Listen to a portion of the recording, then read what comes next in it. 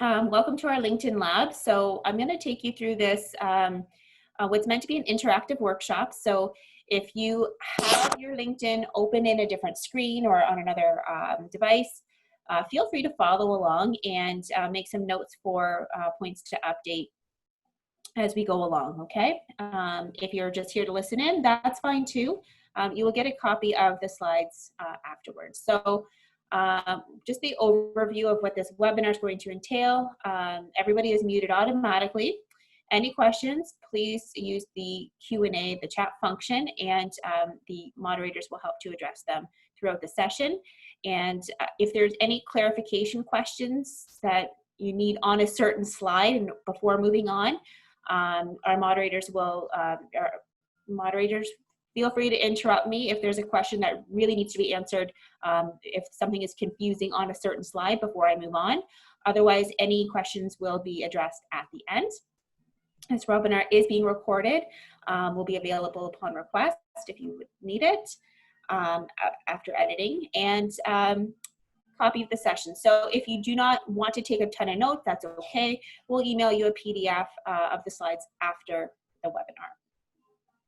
Any technical issues? Well, we've already had some of those, so don't fret if you do. Just if you can, type it into the chat and somebody will try to help you as best as we can. So the goal of today's workshop is to create and or update your LinkedIn profile. So I'm not sure if we have the poll. We had a poll pre-technical issue. Not sure if it's back. Not at the moment. But okay. Thanks, Ian. So that's okay, we'll skip the poll. So some people might be in the beginning stages of their LinkedIn, some people might have a LinkedIn but not updated, and some people might have created their LinkedIn and just ready for next steps. So I'm gonna try to address some points that would appeal to each of you, no matter what stage of the LinkedIn profile you are currently in. So to break down the learning goal a bit more specifically, I'm going to highlight some of the main sections of the LinkedIn profile, like the need to haves and how to do those well. I'm going to identify some additional sections of relevance to work on. So some of you may include some of these sections, some not. It just depends on what experience and background you bring as to whether or not you decide to use some of the additional sections I will talk about. I'm going to talk a bit about authenticity and an online brand. Sounds a bit like a marketing term, but a brand is just basically somebody lands on your profile, they're going to get a first impression of you. What do you want that first impression to be? It should convey some sense of your professional aspirations. One does not need to know exactly what you want to do with your program or with your career to have a LinkedIn. It's just about who are you as a professional, and that could be highlighting some key transferable skills if you don't have a specific goal in mind at this time. And I'll finish up with some additional tips for using your LinkedIn. This is typically a whole other session, so I'm really just going to graze over just to give you a little bit of a how-to and as part of your next steps. So first is a tip to build your profile to 100% completion. The reason why is LinkedIn runs on an algorithm, and the more complete your profile, the more it will come up in searches. Recruiters will sometimes be searching this, and employers have profiles that they can then search. So just like you and I would have an option to use the LinkedIn for free or pay for a premium account, recruiters and employers have the same option on their end to do recruitment. Some employers will pay for that extra service, some will not. So you can decide for yourself what you would like to do with your LinkedIn. I do not use the premium account. I do everything that I work within in the free version. That's because I can find ways to get around what I need to do. So if I need to direct message somebody and it tells me to pay for premium, I'll add a contact with a blurb about why I want to connect. Hopefully they'll add me, and then we're good to go because I don't need to pay for it. So we'll, keeping that in mind, it's completely up to you. Please evaluate your situation, what you will use LinkedIn for, and evaluate the features that each presents. You will notice that LinkedIn has job postings, and you can apply through LinkedIn, but apply through the company website so that way you can tailor your application. LinkedIn, unlike a resume, does not get tailored every time you apply to something. LinkedIn is out there, it's visible, it can be found, and you don't have the capability to tweak it with every possible person who's going to see it. So if a company prompts you to apply on LinkedIn and that is their preferred method of application, by all means follow their direction and follow what they want. However, if you have an option, go to the posting and apply directly with a tailored application. So getting started, I wanted to share this screenshot because you're going to see this information, this snapshot of the background, the photo, the name, and the headline, and the first few lines of a profile is going to be kind of like in that thumbnail view when you're browsing through your network. This is key information that people will see before even clicking on your profile. So this is important to make sure it's completed, it's updated, and it is tailored as best you can to what you hope your audience will be. Audience, I just wanted to mention that. So you have, thinking about this in terms of two sets of potential audience members for your profile. You've got those that are just stumbling upon your profile, they're searching, or people are browsing their networks and you come up as a suggestion, and people just happen upon your profile. Hopefully you're capturing their attention, and maybe it'll lead into a connection, request for information, or more. Then there's the people that have your resume. So if you have your LinkedIn URL on your resume, which is recommended, then somebody that you've applied with already might see that you're on LinkedIn, or even if you don't have your URL, they could still look you up on LinkedIn just to see if you're on here. And then it becomes a bit of a, how is your LinkedIn an added value? How will it complement and supplement your current application? What else can they see from it? So think about LinkedIn as it has no page limit, unlike a resume, but you can use it to add more value because you have more space to play with, more sections to play with. And that way somebody who has your resume, they're gonna get more from your LinkedIn, but still similar information, but more.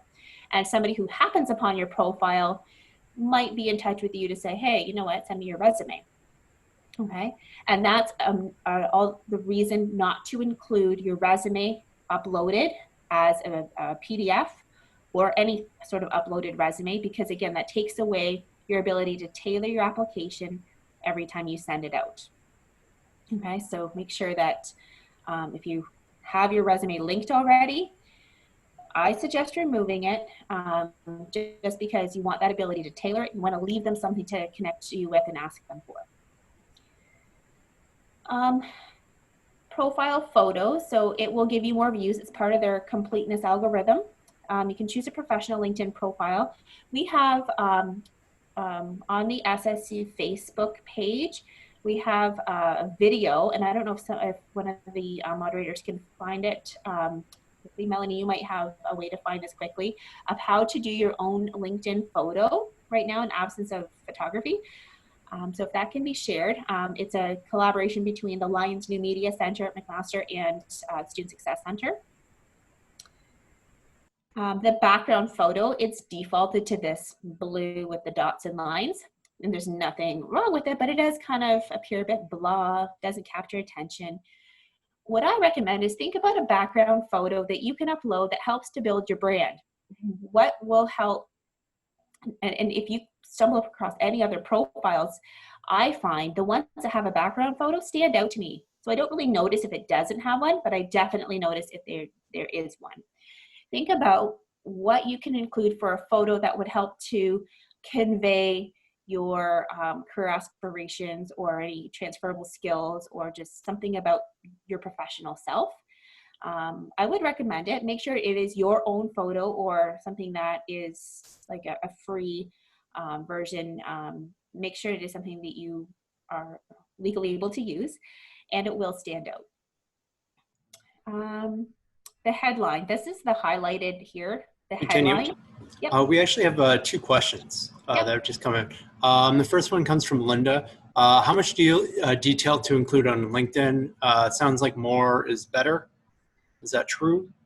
More than a resume because you have more adequate space to do so, but still, I would say still have it focused to your goals, just so that it doesn't add confusion as to what you want in terms Okay. of your profile. So more, yes, but still don't add so much that you're going back years and years and it doesn't have a focal point anymore. Sounds great. And one further question, you may touch on this later. Ivan wants to know, what would you put if you don't have a current position but need one to make your profile 100% complete? Great question, and that relates right into the headline here. Excellent. So you have some options. So your headline, you can do whatever you like with it. It will default to your most recent position. So you're right, you do need it. So what it will do for current students is, in absence of a paid position, it will default to that student at McMaster University, which tells me not very much of anything. So what I would say is, if you want to include at least what program you're in, you can say, English and History major at McMaster University, or whatever that program is, to at least put a little bit more emphasis on who you are and what your focus is. Maybe you don't want to include your program at all. Maybe you want to default to your actual most recent position. That is okay if that's what you want people to see at this glance. For the question, what do you include if you don't have something to include? Here's an opportunity. You can include a couple of keywords or phrases about yourself, or adjectives that show people what you have to offer. If anybody browses on my profile, I have a couple key things about myself. It's not my job title. It's not what I graduated with. I can't remember what they are, but it's something like resume strategist, workshop facilitator, career development practitioner, something like that. So 3 things about myself that will build my brand, but doesn't pigeonhole me into a certain job. Like, it does, but not a job title. Okay. And so the thing about many of our fields, mine included, is that it's not just a single job title. It is, there's a range of things that we can be called, right? It depends on what the employer decides to call your position. So in my career, I happened to have gone through a few different job titles doing the same type of work. So my choice was to brand myself based on some areas of expertise, or hopefully I'm enough of an expert in these areas to say that this is what I want to be known for at a glance on my LinkedIn. Okay, so you've got an opportunity. So I hope that helps to answer your question. But just to recap, if you want to keep it your student status, at least include your program. If you have a recent job title that you want to be showing because it is relevant, absolutely go ahead. If you want to be a bit more creative, then you can choose, a couple of things to say about yourself. Browse other people's profiles and see what other people are saying, just to get some additional ideas. I have seen some that will say aspiring, like aspiring fill in the blank, and that will show a little bit more about what you're looking for. Okay, so there's not really a right or wrong. You don't have a lot of space there. I think it's about 140, 150 characters, so use it wisely. The next section, and I think this is the most difficult section, is the summary section, or it's called like about section. This is a blank space. So you click on it and there's no prompts, nothing. It's just a box. So what do you put in there? So where there is no structure, I'm going to help to give you some. So it's meant to give you a little bit of a personal touch to it. So you can use I statements. You're going to see some that are written in the third person. To me, that sounds a bit awkward because unless you've gotten somebody else to write it for you, but it's about you. So a cover letter is not written in the third person either. It's got personal pronouns. So for that reason, I liken it to be similar to a cover letter. It is not a cover letter, but think of it as more like a mini introduction to yourself and what you're looking for or what you have to offer. So something that still markets yourself, focusing in on some keywords that are important to your industry, or perhaps transferable skills if you haven't identified a particular focus area yet. And break it down into, 3 short paragraphs. Who are you? What do you do or currently doing? And then what do you want to do in the future? Or maybe it's past, present, future. What have you done so far? What are you currently doing? What do you hope for in the future? And then the other one could be, who are you? Second is, what do you, like your goals, either current or future? And the third could be something that would make you stand out as unique. Maybe throwing in some sort of hobby, but strategically formulating it in a way that acts as a skill as well. Okay, so for example, somebody who may enjoy gaming might include enjoy gaming in my spare time. This helps me to hone in on my quick thinking and decision-making skills. It also helps me to, be a bit more thoughtful in strategy and taking risks. Okay, somebody who, say, in my spare time, I enjoy trying out new recipes. This is my creative outlet. I really enjoy being creative with new things, and I think this would translate well to any workplace. Okay, so that third paragraph, and I don't mean any lengthy paragraphs, just a few sentences. You can use it to your advantage to help put your personal stamp on it.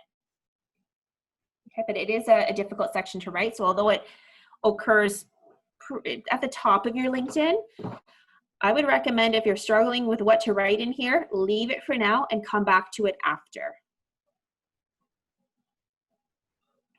Okay. There was just one question. Sure. Can you determine some of the keywords that are relevant, like towards their own industries? That's a great question. So a couple of things. First of all, use LinkedIn. So browse through people on your LinkedIn using the search bar to search for other people in your industry and get a sense of what are some of the keywords that they're using. Second option is go to some job boards. Indeed, Job Bank, any job board, and do a trend analysis. Pick up a dozen or so postings. It doesn't matter that you're going to apply for them or not. All that matters is you have an interest in that field, and highlight any common skills or keywords that keep showing up across different companies. And pairing those two together will give you some good ideas about what keywords are important to your industry. Okay. Any other questions on the summary? I wanted to pause there because that is a trickier one to write. I do have a question regarding the summary.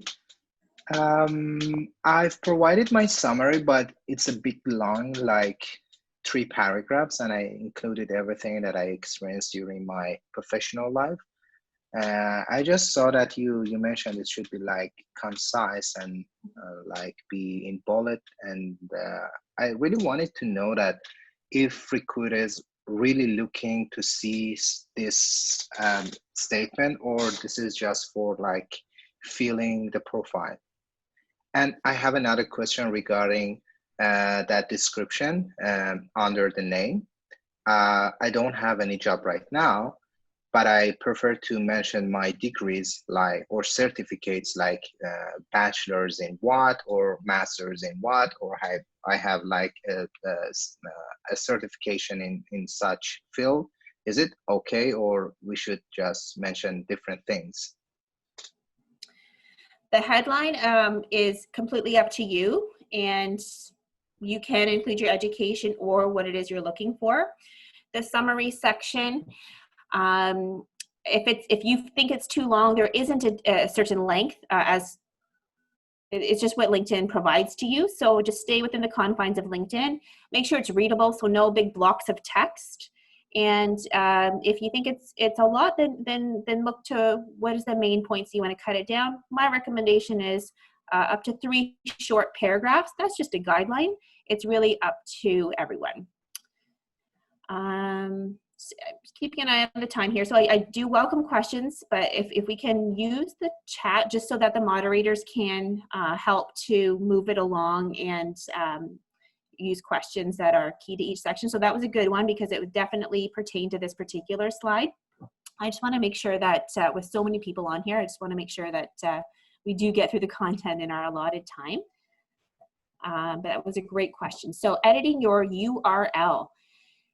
So this is a definite thing to make sure you're checking out. So in your edit section, you're going to see this, edit your custom URL, and you can personalize your URL for your profile, because what LinkedIn will do is it'll give you this, but then add an extension of randomly generated letters and numbers. And if you're copying and pasting to your resume, it's going to add clutter and won't look as tidy. So clicking on this pencil type button will allow you to remove all of that, and hopefully you can get one that's just your name, but some people have more common names than others. You may need to add an initial, middle name, or maybe some numbers after it, something that still keeps it clean and concise and very easy to copy and paste to your resume. Privacy settings. So when you are in updating mode or creation mode, you can turn off visibility until you're ready to be found. So you can also select what others see section by section.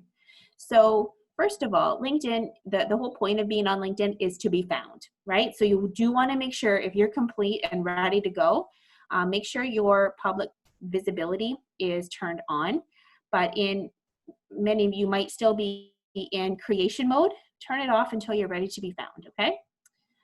Once you are ready, so you're on, you can then go here, and there's a long list, and you can click to see maybe only your connections or maybe only your network sees your profile, or do you want all LinkedIn? So this is a bit of a preferential, but also know that, again, you're working with the LinkedIn algorithm too, so you have it so it'll come up, but what do you want to be visible? Okay, so sometimes if you're searching somebody, and I'll be doing a critique and I search somebody and I'm having trouble finding them, it may be because they're either missing key information, or maybe they're not coming up in the top of my search because of this. Okay, so just make sure that you're applying a bit of preferential, but remembering the whole point is to be found. And it depends on what stage of the job search process you're on as well. Education is a key section. This is one that everybody should be adding. Whoops. So follow the prompts. This is the easy stuff, because unlike the about section, it's not a big blank slate for you to wonder about. It is very easy to follow what they want. Okay. You don't need to include grades. I don't have you don't have to include your grades. If you feel like you want to put your GPA in there, because it'll help boost your candidacy, or if it will be considered an asset, by all means. Make sure you are using something that is universal, not the McMaster 12-point scale. Not everybody knows what that is. This section is pretty straightforward. Any activities and societies you are a part of. And scrolling down, so I wanted to put a big arrow here because you don't actually see this until you scroll down a bit. And there's a bit of a description section. What I recommend for this is to include some bullet points, and I do recommend this for a resume as well, that articulates any skills or knowledge that you've gained from your program that could be considered marketable or an asset. This could be, maybe it's content or technical knowledge, but it could also be some key transferable skills as well. For example, collaborated with group members in small groups in problem-based learning format. It could be led group of peers in presentation on fill in the blank.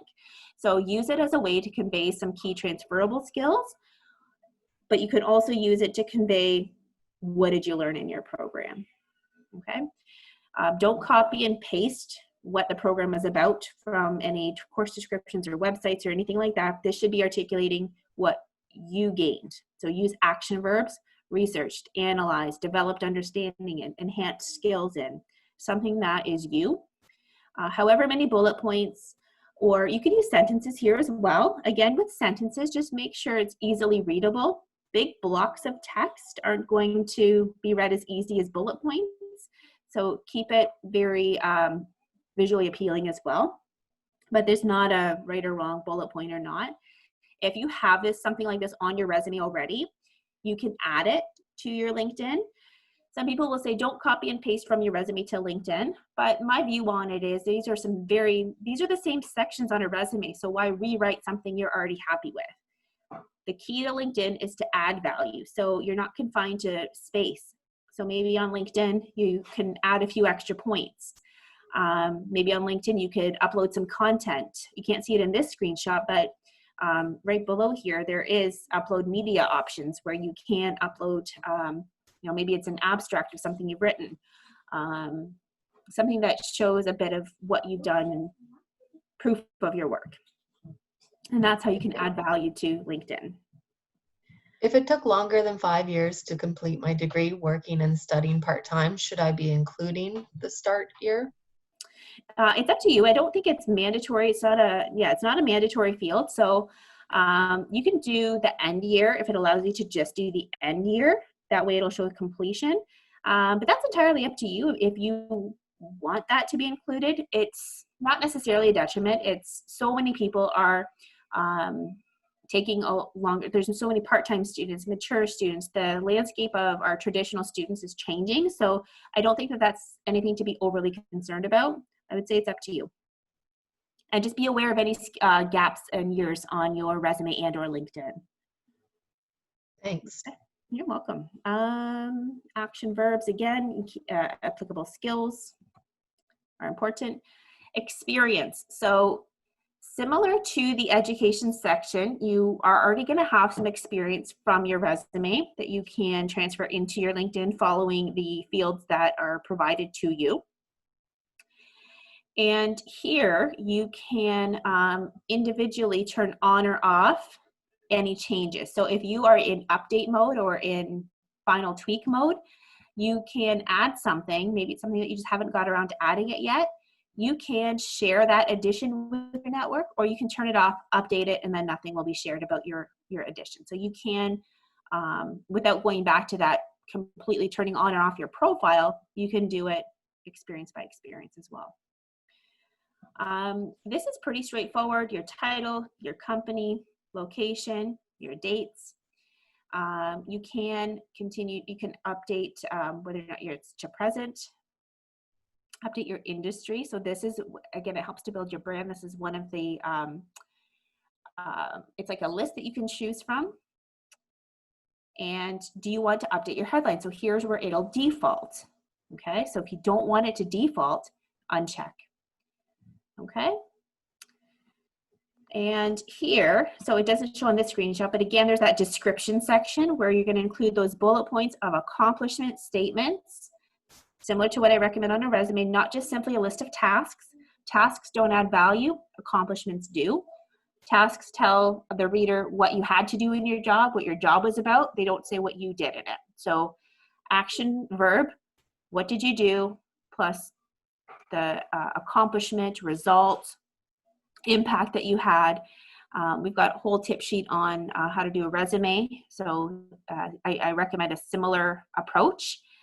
Whether you choose to include bullet points or short sentences, that is up to you. You can use personal pronouns on a LinkedIn, whereas a resume, it's recommended not to. It's more of a bullet pointed snapshot approach. LinkedIn will does not give you the ability to differentiate what your experiences are. In a resume, we can say this is research experience, relevant experience, leadership experience. We can call it what it is, but LinkedIn gives us the sections. So sometimes people will say, well, where do I put certain volunteer experience? Well, there is a volunteer section, or something that was like a paid or an honorarium or paid, or something that doesn't neatly fit into a certain category. And to that I say, pick your best section. So take a look at which one most adequately captures what your experience was. And secondly, think about how it's positioned on your resume. So there's a lot of clubs on campus, MSU clubs. And let's say you held an executive role in the club, and you'll notice in the education section, you can put activities and societies, okay? So you could say executive member of such and such a club. and that's where it'll sit, scrolling down on your education. Nothing wrong with that. But if you wanted to present it in a bit more of a way that showcases your abilities, I would say put it in your volunteer section, because the volunteer section will have more adequate space to showcase your true value of what you did there and give you the space to provide the bullet points of your accomplishment statements. Whereas in the education section, in that little box, doesn't have a lot of space and it's not as visual. In the education section, should they include their high school diploma as well? Yep, up to you.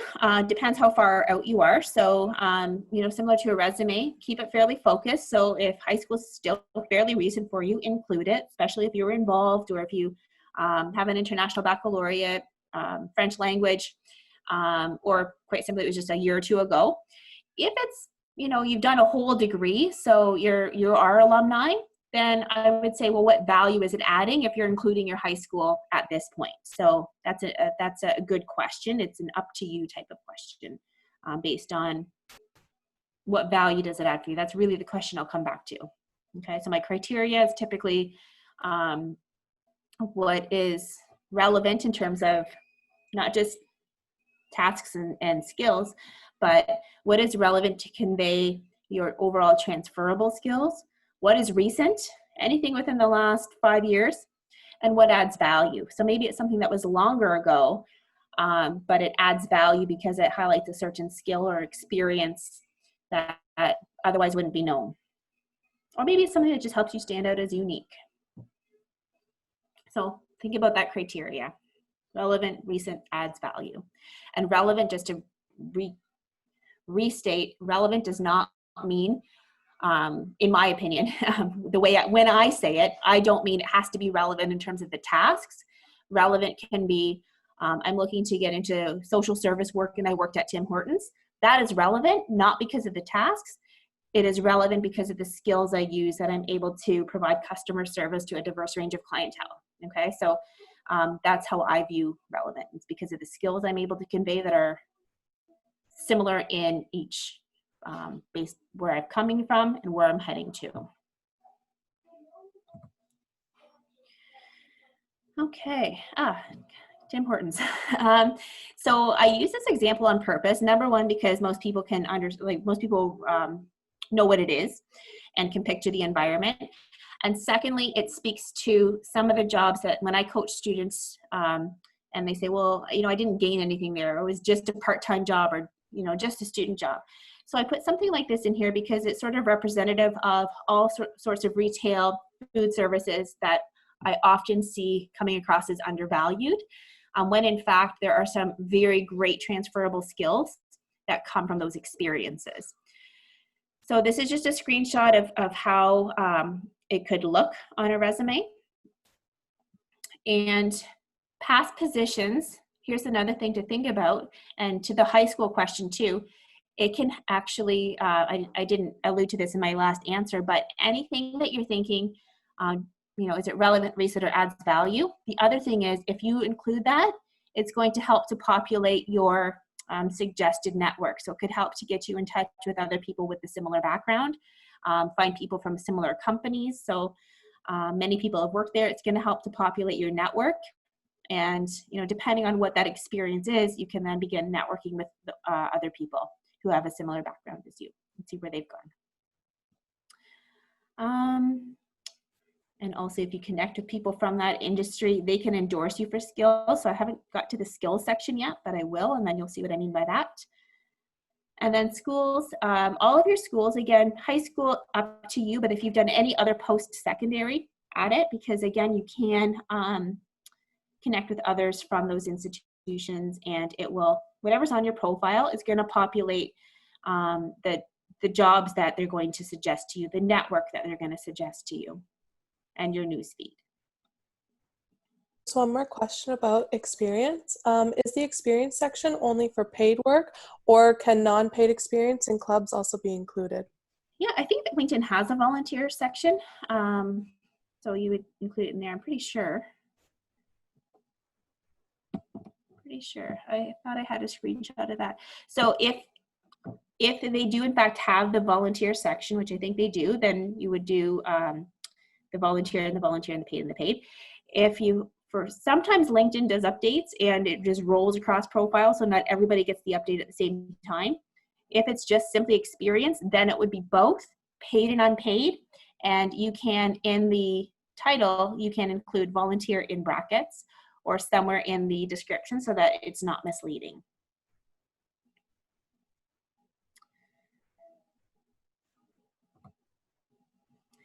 Here are the skills section. So this is a great section because many times on a resume, people will just list their skills. Something like this: communication, leadership, public speaking. And on a resume, I'll say, that's not quite what we're looking for. On a resume, you want to see the skill, how you got it, and a bit of evidence or proof to back it up.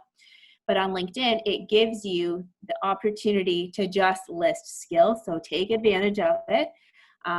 This will act as keywords to build your brand according to the industry. So when you're trying to write your profile or that about section and you're having trouble fitting in all the keywords that you want to, place them in this section. It will categorize them for you. So transferable skills, technical skills. It'll allow you to add up to 50. Now you don't need to add 50 just to stretch, like if it's a bit of a stretch for you. Start with 5. 5 skills are more likely, 27 times more likely according to LinkedIn, to be discovered in searches by recruiters. So make sure you get at least 5 when in there, even if they're just transferable skills, it will help. And then you can start to hone in on those skills when you're ready. What the skill section will do, not just acting as keywords and searches, but it'll allow endorsements. So it's almost like a little bit of a tick, like, yep, this person has this skill. Making sure that you have endorsements turned on in your settings, and anybody who you're connecting with, previous employees, even if it's at that Tim Hortons job, they can go in and if you clicked on communication, somebody you've worked with in the past, whether or not that position is relevant or not, they can endorse you for this skill. And it's a quick check, or it's not a check, but it's like a click of a button, and somebody can endorse you for those skills, and you can endorse other people. So make sure you return the favor or even start endorsing other people first, and go on to some profiles in your network, look at their skills and send some endorsements, and hopefully they'll return the favor to you. It's a neat section. It looks really visually appealing when you see all the little tiny thumbnails of people who have endorsed you for certain skills. LinkedIn will automatically organize them by endorsements numbers. So if these are the top 3 endorsements that you have, or top 3 you've entered, it will just pin them there. But if you go in and click the edit button, you can choose which ones you want to be in your top 3. The top 3 are the ones that are going to be seen first. So you can see here, this is expanded, but if you cover up this grayish section, that's all they're going to see unless they click on show more. Okay, so make sure that you have chosen a top 3 that is your most valued ones, because those are the ones people are going to see without clicking anything else. Not everybody's going to click on show more. Here are the additional sections you have to choose from. So there's the intro, the about, your featured, the background. So we've talked about all of that. The skills we've talked about, and then there's the accomplishments, and there's a lot of sections. There's even more. I just didn't scroll down for this screenshot. So you're not going to include every single one of these because you're not going to have all of these. Like patents, for example. I still haven't met anybody who has a patent, so I'm still waiting for that day. But if you have publications, great, add it. Honors and awards, languages. If you have it, include it. LinkedIn provides you the structure, the headings to include these things. If you have something on your resume and you're thinking, well, where do I put it on LinkedIn? Choose the section it best fits in. Okay, but don't feel free to include every single one of these.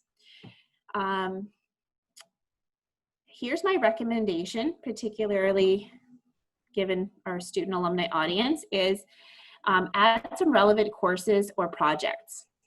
Courses, it's quite simple. You click on it, you enter the course name. It'll ask you for a course code, or but you don't need to include the course code.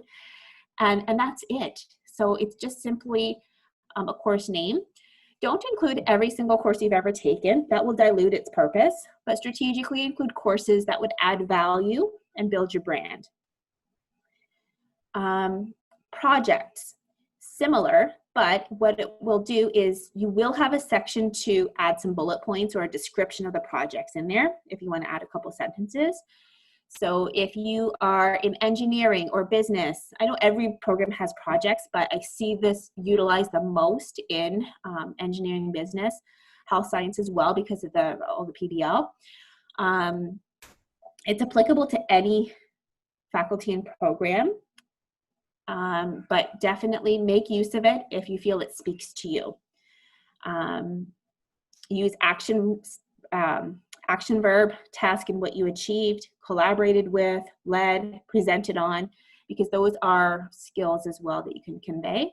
And again, you don't need to include every project you've ever done.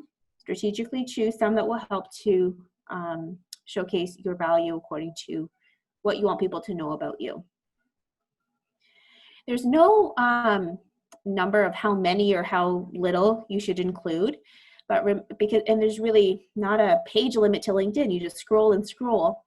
But here's where you want to just understand that nobody's going to read everything on every profile. It's got to be easily readable, and don't dilute your purpose by including everything. Okay, so selectively include a little bit from each section to present your holistic, well-rounded self. From a variety of your backgrounds, from your academic, from your work, from your extracurriculars. These are all pretty straightforward. Test scores I don't see used that often unless it's like a standardized test score, but I really don't see that one. So just pick and choose which ones speak to you and which ones you would like to utilize to help move your profile ahead. Couple slides on authenticity. So it should be your true self, your professional self. Being on social media is for networking purposes, especially LinkedIn. So you can use this to look for ways to ask for informational interviews, join relevant groups, following relevant companies. This will help to showcase your brand as well. Way at the bottom of your profile, somebody scrolls down that far, they'll be able to see what sort of companies and groups that you are following at a glance. And this will also help to build your brand. So that doesn't mean only follow those in your area of interest, but it should be evident if you have an area that you want to focus on. It should be evident the majority of them are aligned with your area of interest. And what you follow and who you're connected with will also populate your newsfeed and hopefully give you some things to like, comment, and share, and some relevant information in your newsfeed. This is your career story, LinkedIn, your summary, even the Twitter bio. You can link them together. You can link your Twitter to your LinkedIn. And really, here are the questions that you can think about asking yourself to help identify some things you want to make sure that are being conveyed through your social media platforms. Who are you? What do you do? Why? Or what do you want to do? Why? What are you good at? What are your strengths? And then if you want, this last one here, that's an up to you. It's an option. But what do you want people to do with your profile? So you'll see some about sections will say, we welcome contacts or looking for networking. And that's just like a little bit of a quick blurb at the end of an about section. Again, that's up to you. I don't see a whole lot with students because students are the ones looking to network, not necessarily wanting to be contacted, but you could say seeking a co-op or looking to network with similar individuals. It's up to you. Basically, your goal is to make them want more, and that more could be your resume or an informational interview like that they might want to do, like a bit of a screening. And similarly, you can use your profile to reach out to others as well. to do some strategic networking and job searching as well. Consistency is key. So your resume is consistent with your LinkedIn, similar profile pictures if you're using more than one platform for career purposes. Google yourself to make sure any social media that comes up in your Google search about yourself is professional and consistent. We just have 2 questions, actually. Sure. Yeah. The first one is, you talked a lot about building a brand, but what if we're still exploring multiple fields and we're undecided, and how do we narrow our profile to become more focused? Yeah, so that's a good question. So I sort of alluded to this in the beginning, but I didn't really go into too much depth about it. So not having a brand is absolutely okay. If you don't have a specific career goal right now, instead focus on your skills or strengths. What do you like to do? What are you good at?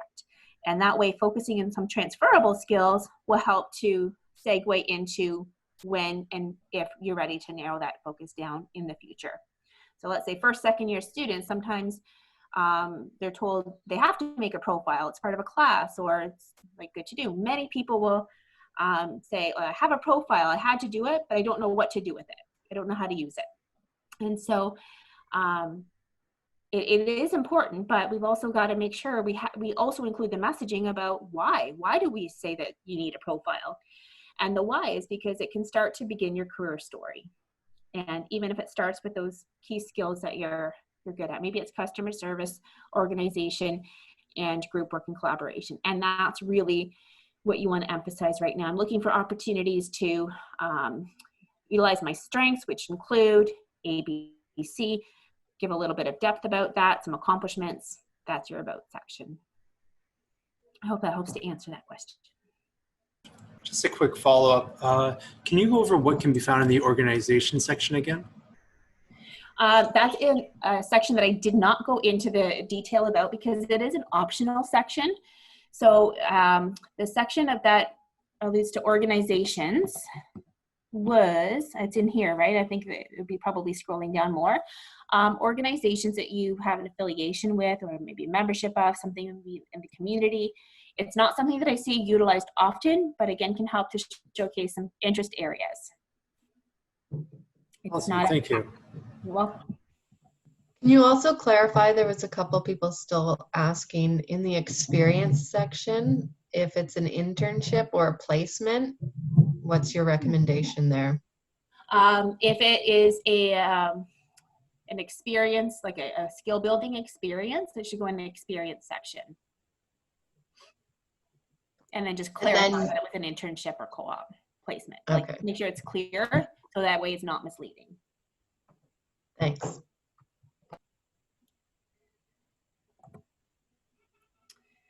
Okay. Some tips. So I actually don't normally include the tips in the lab section in the, how to create it, but last minute decision this morning, I thought, you know what, I'm going to add it in. We've got so many people that showed interest in this session. I thought I would go a little bit, I would go one beyond just to give you some tips and tricks. Just if you're already at the stage where you're ready to go for using it, just a couple slides. Hopefully, if you're not convinced already, this will convince you. Just a couple things that you can do. I like to use LinkedIn with my clients to do strategic networking and or career exploration. I use it for both. Here's an example of what you could do. So there's an alumni tool. Any school will have a page. So in this screenshot, I searched at McMaster University in the search bar. And then I clicked on alumni, and then it's going to show me some different categories. And here's where you can explore what other people have done in your program. Here's where you can search for a certain employer and look for alumni that have worked there. You can just get some ideas of different job titles. I already mentioned that job titles are varied and vast. So it's hard to pinpoint when you're in the job search mode, what are you looking for if there's not a single job title that you could be searching for. You can explore some ideas and options. Here's a snapshot what you will see. You'll see where they live, where they work, and then if you click the next button, you'll see what they do, what they studied, and what they're skilled at, and then how you're connected. So I think there's about 6 different categories. And At the time I took the screenshot, there was 127,000 alumni. I think there's upwards of 130,000 now. Now, this doesn't mean that these people are active on LinkedIn. It just means they have a profile. And so using some of these, clicking on any of these bars here, if I want to work at TD, I click on TD and I'm going to get a condensed list of 988 MAC people, alumni, who have worked or are working at TD. And then they're going to show up down here, and I can scroll and scan those thumbnail views for their headlines. Maybe they're going to have some different job titles I could start to look at. So that's where I would use it for some targeted job search and strategic networking. In the what did they study category, you're going to see a bunch of programs listed there, and you can select your program. Anything that you want that is not in the list, it only shows you the top 15 or so results, then you can type it into the search bar, see what happens. So if I'm looking for career exploration or what have other people done in my program, I would use the what have they studied and do a search that way, get some ideas. And then it's up to you if you're just going to click on certain profiles, gather some bit more information for maybe keywords, maybe industries. Maybe you're going to hit that connect button and reach out for additional information or an informational interview. A tip though is click on their profile before you hit connect. If you're in that thumbnail view and hit connect, it will not allow you the option to send them a message, like a why you want to connect. But if you, or a note, it's called add a note. It will not let you do that if you're just clicking connect right from that little square. Click on their profile, click connect, and it will allow you an option to add a note. And that way you can say, hi, I noticed that we both went to McMaster, graduating from the same program. I'm curious about some of the things that I've read on your profile. Would you mind setting up a time for us to chat through Zoom? Or maybe I can email you some questions if you prefer that. I look forward to hearing from you. Asking for information. People have asking for a job, that's a yes, no. So don't ask like a yes, no question, ask for more information, and hopefully that will get you some results. I've had some students come back to say that they've had some informational interviews, they've been sent some job postings. I have some success stories that I have heard from using LinkedIn in this manner. There is another way to connect with alumni, and it's the Alumni and Partner Advisor Network. Through the Alumni Association. So that's also a fantastic resource to pair with finding people through different categories and criteria similar to what you can find on LinkedIn. The difference is LinkedIn, 130 some thousand members from MAC, they may or may not get back to you, whereas the Alumni and Partner Advisor Network includes people who have signed up to be contacted. So it'll be quite of a less of a list, but at least there's still hundreds of people. I don't know up near 1,000 yet, but it's still quite extensive. Both would be valued assets if you're looking for options or looking to make connections. And another tip is if you're thinking about further education and you want to see, well, what are my career options with global health? You can type in the school you're looking at. So instead of McMaster in the search bar, you would type in University of Toronto. You're going to see University of Toronto, alumni, search for the program that you're interested in and get a sense of what people have done in that program, or even see if they're willing to make a connection request and ask them about their program, what their experience is. If you're looking to see whether or not you need a certain education, certificate, program, what have you, then again, search for people who are in that desired field and do a little bit of a trend analysis about what they've done in terms of their education, getting a sense of what are some of the common certificates people tend to have or degrees. Pair that with an Indeed search to get a sense of what are employers asking for, and that can help you get a more informed choice than guessing, do I need this or don't I? There's more advanced search functions too. Again, this I just want to sort of pull this out. I just did the McMaster search, but in the general search bar, you can search people, filter it down from there. Great things that you can do on here. And then just a final word on netiquette before we wrap up. some simple rules, just any common courtesy. Make sure you customize those invitations, like adding notes. Don't spam your contact list. You can ask for recommendations. I didn't allude to that, but that is another thing that you can do, is add recommendations from people who can speak to your abilities. Make some connections and see if you can get somebody to write you something about your professionalism in the role that they know you from. And having a few of those can definitely add value. It's not a have to have, but it's definitely a nice to have, like a built-in recommendation or reference letter. But make sure that you are choosing wisely, quality over quantity. Okay. Don't dominate group discussions. Be reciprocal. So connect with others, offer to make connections. If you see, a peer and you have a connection in their, with an employer or somebody or an alumni who you think would be a good connection, introduce them to each other, message them. Just definitely be a good LinkedIn citizen. And then there's a link, you'll see this when you get the slides. We've got some LinkedIn rules that you want to avoid breaking. Okay, final tips, and then we'll see what questions. I know I'm a couple minutes over. No page limit. When in doubt, include. You decide to take it away later. Be holistic. Keep it up to date. So carve out some time on a weekly or bi-weekly or monthly basis to check in and like, share, and comment, so that way people can see you as still active. Don't upload your resume. We talked about that. Browse professionals. Add your LinkedIn to your resume.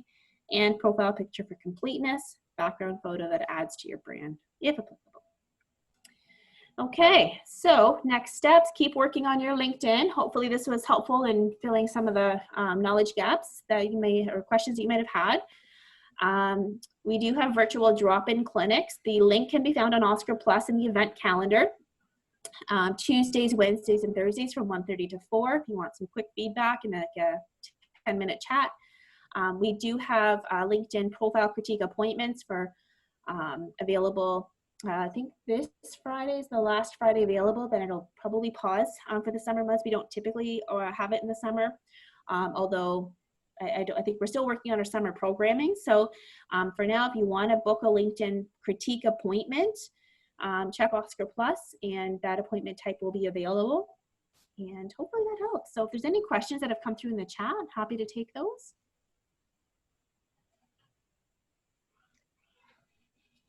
Not any. Lots of thank yous. You're welcome. It's nice to have everybody on, and hopefully this is helpful. Such a useful tool. So hopefully I've convinced somebody to try it out if they were in doubt before.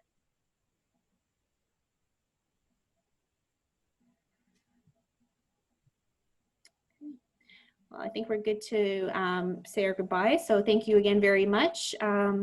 We will make sure that we send the slides to those who have attended.